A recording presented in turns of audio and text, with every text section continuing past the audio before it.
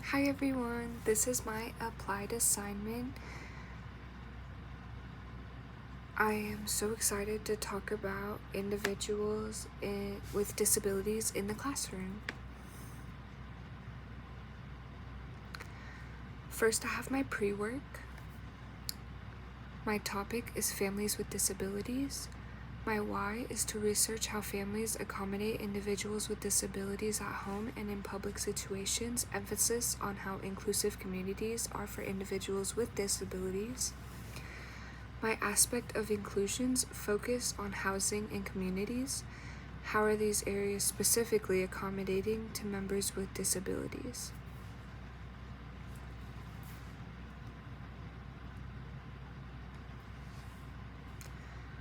For my interview, I chose to interview Mariah Mendez. Mariah works in a daycare where she cares for a few children with disabilities.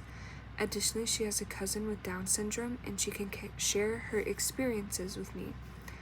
Why? Because Mariah is a close friend and I think her experiences are really valuable to our study today. For background knowledge, while I don't know much personally about what it's like to have a family member with disabilities, I know attitudes and stereotypes towards individuals with disabilities are usually extremely negative and places are not usually as accessible. In-home accommodations are expensive and they're not always available for every family. Consequently, I feel that Mariah's experiences will be really useful. For my course materials, my first resource is Anything But Sorry, Leo's Story. Why is because this video was extremely impactful to me when I first viewed it. It is a perfect example of both positive and negative stereotypes when it comes to disabilities in the home. In the end of the interview, it states all babies deserve warm welcomes, and I have not forgot that since we started watching that in the beginning of the course. It was really impactful to me.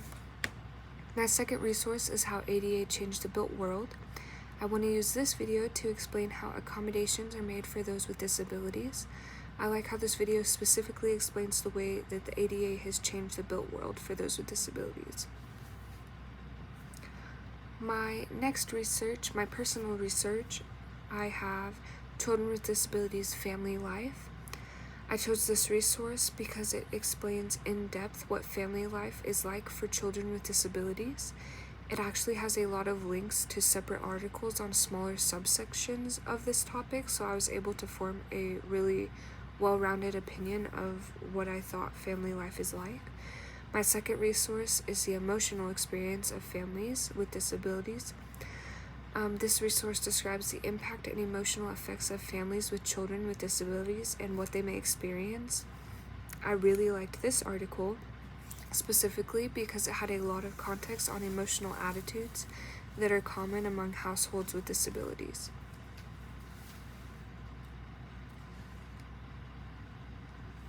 Next, I have my evidence. For evidence, I first included the date, time, and place that Mariah and I had our interview at. Next, we started to go over our interview questions. First, we discussed what day-to-day life is like for her cousin Drew. Her cousin has Down syndrome, and first we talked about what is important in her day-to-day life. She expressed the most important factor of Drew's day-to-day life was... Sorry, I forgot the word. His most important factor of day-to-day life is building a routine because it's what makes him feel safe. For example, like every Sunday, they would go to the park and they would do this religiously so that he was always having something to look forward to. We also talked about how the built world is built for those without disabilities, so when going out in social situations, it was oftentimes really hard for Mariah and Drew and the rest of her family to find places that were inclusive for Drew because harsh stimuli and rapidly changing ones were really difficult for Drew to handle, like temperature changes or loud noises or to quiet rooms, stuff like that. it was really difficult as well, and that was not always easy for them. Additionally, we talked about segregation in education. Mariah gave us some examples of what it's like in her daycare, and she explained that a lot of times the children with disabilities are kept separately from the others because they're worried that they might be destructive or distracting, which is not true.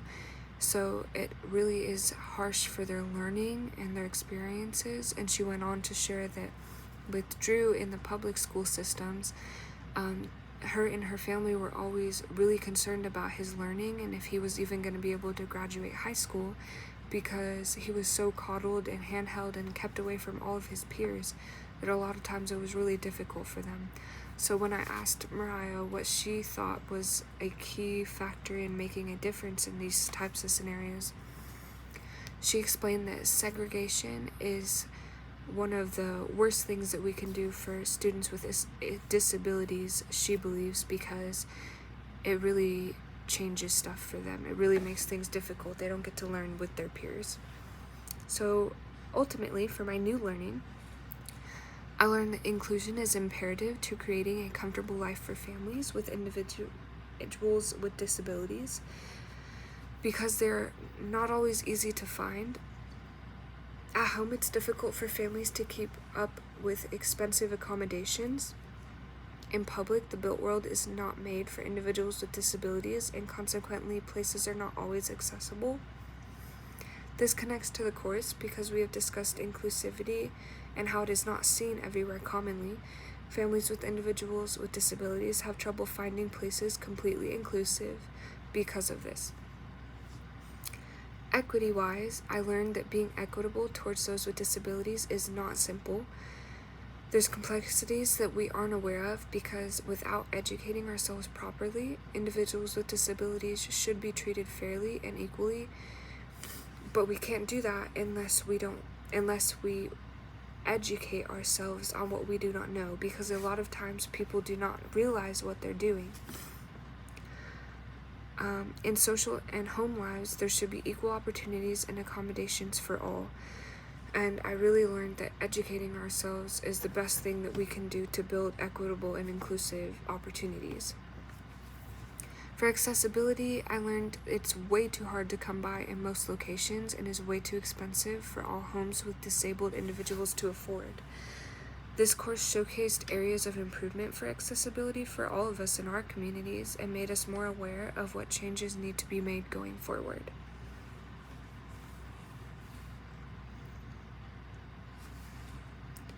Continued thinking, what I want to know now, I want to explore the ideas of inclusion and other aspects of inclusion like healthcare and workplaces. There are wide gaps in fairness in more than just home and social lives, I have realized.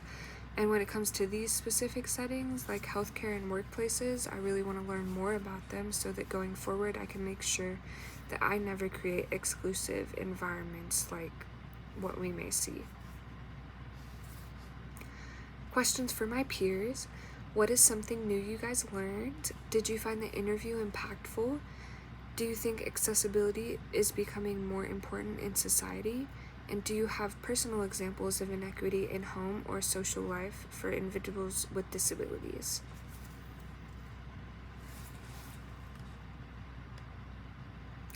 Thank you guys so much for watching and listening.